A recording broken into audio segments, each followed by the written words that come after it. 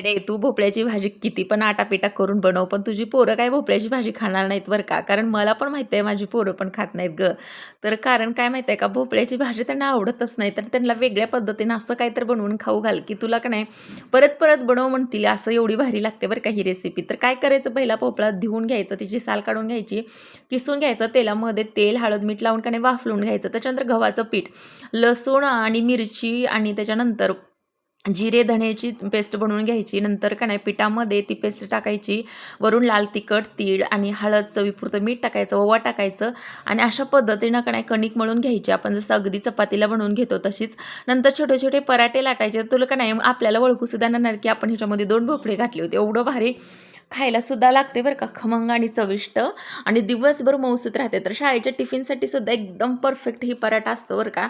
आणि खायला तर तितकाच पौष्टिक. तर लहान मुलांसाठी आणि सगळ्यांसाठीच हा पराठा तू नक्की बनव बरं का अशा पद्धतीनं. आणि रेसिपी आवडली असेल तर लाईक शेअर नक्की कर.